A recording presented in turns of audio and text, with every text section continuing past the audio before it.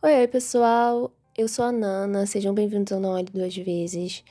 No vídeo de hoje a gente vai falar sobre o caso da Betty Broderick. É um caso bem controverso porque divide muitas opiniões. E vamos ver de que lado vocês vão ficar, porque geralmente uma pessoa fica de um lado, outras pessoas ficam do outro. E vamos ver. Mas antes de começar, eu vou pedir, como sempre, para vocês curtirem esse vídeo, se inscreverem no canal e ativarem o sininho, porque sempre que eu postar um caso novo, vocês vão ficar sabendo.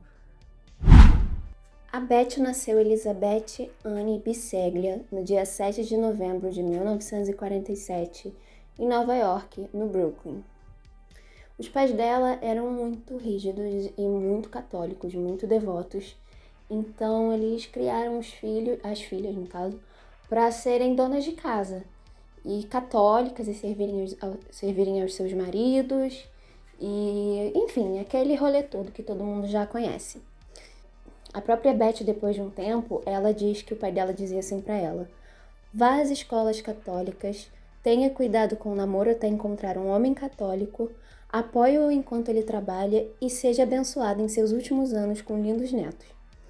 Ou seja, era aquela família super tradicional, então ela já nasceu, né? Ela já cresceu com essa mentalidade voltada para isso, para ser uma excelente dona de casa. Apesar desse sonho dela, ela era uma aluna exemplar e se formou em inglês e em educação infantil. Enquanto ela estava na faculdade se especializando, ela conheceu Daniel Broderick. Ele nasceu em 1944 na Pensilvânia e todo mundo chamava ele de Dan. Eles se casaram em 1969 e a Betty já voltou da lua de mel grávida, da primeira filha deles, chamada Kim. Eles também tiveram mais 4 filhos, só que um deles morreu 4 dias depois de nascer, então eles ficaram com 4. Quer dizer, os 3 mais a primeira filha deles, que eu já tinha mencionado. O Dan, ele estava cursando medicina, mas assim que ele terminou, ele decidiu ingressar em outro curso e fazer direito. Só que eles não tinham dinheiro.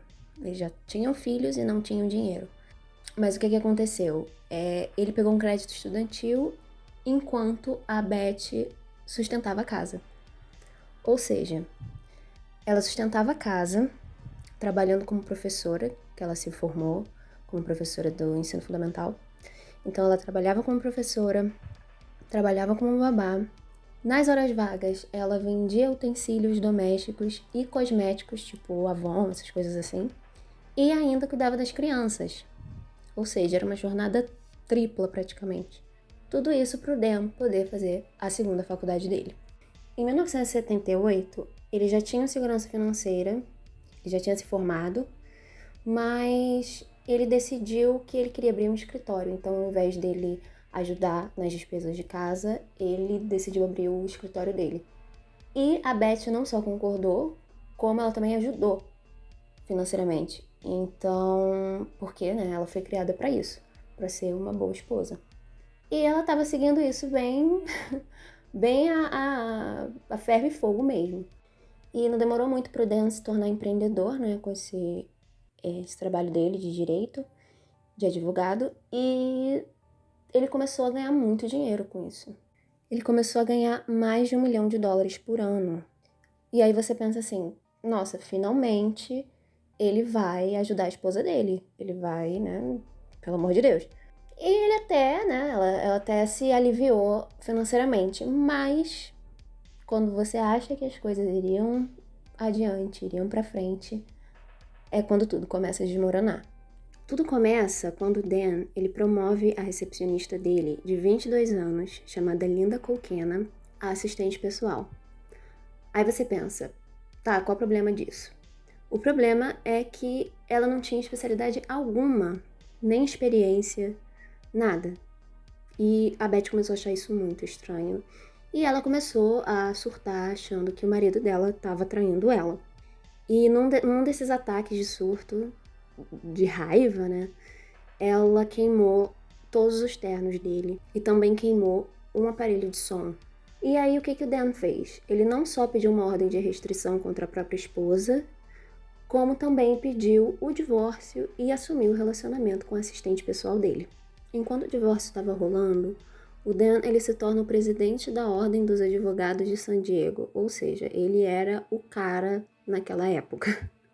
E a Beth começou a falar que ele estava dificultando a possibilidade dela contratar um próprio advogado para ela. 4 anos depois o divórcio termina, em 1989, e com isso as ações da Beth se tornaram cada vez mais perigosas. Ela estava totalmente desesperada e ela começou a fazer umas coisas bem sinistras. Ela começou a deixar várias mensagens na secretária eletrônica da casa do Dan, xingando ele, xingando a Linda e tudo mais. Até aí, né, bem plausível. Só que esses ataques vão ficando piores. Em uma determinada ocasião, ela entra na casa do Dan e vandaliza tudo, quebra as coisas dele. E numa ocasião pior ainda, ela pega o carro dela e dirige em direção à porta da frente da casa do Dan. Sendo que os filhos dela também estavam dentro da casa. Felizmente, eles não foram atingidos, nada aconteceu, ninguém se machucou. Mas a situação só piorou o caso dela, porque ela foi vista como uma louca inconsequente. O Dan e a Linda eles se casam no dia 22 de abril de 1989, e os dois estavam achando que a Beth iria lá no dia do casamento tentar fazer alguma coisa. Tanto que a Linda pede pro Dan vestir um colete à prova de balas no dia. Mas ela, enfim, no dia ela não fez nada, ocorreu tudo bem e os dois se casaram.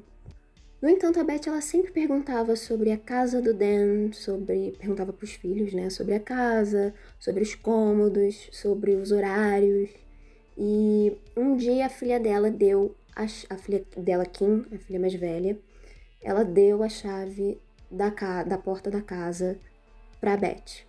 Na madrugada do dia 5 de novembro de 1989, a Beth entra na casa do Dan e da Linda. Ela desliga os alarmes de segurança da casa, ela desliga os telefones da casa, fiação, e ela sobe até o quarto deles, com uma arma. Ela chega no quarto e dispara 5 tiros no casal que estava dormindo. 2 balas atingiram a Linda na cabeça e no peito, e ela morre na hora. E uma bala atinge Dan no peito enquanto ele estava tentando pegar o telefone para pedir ajuda. A Beth ela alega não ter premeditado o crime. A explicação dela foi que ela pretendia subir até o quarto deles, chamar a atenção do casal e se suicidar na frente deles. Só que na hora, a Linda começa a gritar, ela fica desesperada e atira nela. Essa foi a versão da Beth. Enfim, ela se entrega, ela não demora para se entregar. E a defesa alegou que ela foi uma esposa que sofreu agressões físicas e mentais e que por isso ela foi levada até o limite, o que justificaria, de certo modo, a ação dela, porque ela estaria fora de si. Já a acusação afirma que ela premeditou o crime e que ela jamais foi agredida pelo Dan. O psiquiatra da acusação alega que a Beth tem transtorno de personalidade histriônica, que é onde a pessoa busca atenção compulsivamente, e também transtorno narcisista. Em 2 julgamentos, o júri terminou empatado e ninguém conseguiu concluir a sentença da Beth. Ela declarou no livro dela e em diversas entrevistas que ela não tem remorso algum do que ela fez, mas ao mesmo tempo ela não acha que o que ela fez foi certo. Mas mesmo assim ela não tem remorso. Ela provavelmente faria várias vezes se tivesse oportunidade, porque ela estava no limite dela. A Beth ela foi presa e ela pegou prisão perpétua com direito à tentativa de pedir uma condicional, ou seja, com um espaço de 32 anos ela poderia começar a pedir condicional. O caso dela poderia ser revisto. Isso aconteceu em 2017, mas foi negado o pedido dela. E ela só pode pedir de novo em 2032, quando tiver 85 anos. Esse caso dividiu muitas opiniões. Muita gente diz que ela realmente foi levada à loucura, foi levada ao desespero e entende o que aconteceu porque ela sofreu tortura psicológica. Muitas pessoas falam que ela sofria de gaslighting, que é quando a vítima, ela é levada a acreditar que ela tá ficando louca, a duvidar das próprias ações e tudo mais. E isso acontecia e ainda acontece com alguns casos, em alguns casamentos, que a gente vê por aí, principalmente nos jornais e tudo mais. Já outras pessoas acreditam que nada justifica o assassinato, nada justifica o crime, e que ela era só uma assassina narcisista mesmo. Sendo que até hoje ela recebe apoio das mulheres lá nos Estados Unidos, recebe cartas e tudo mais, e elas afirmam que entendem ela, entendem o que aconteceu, compreendem o ato e manifestam apoio.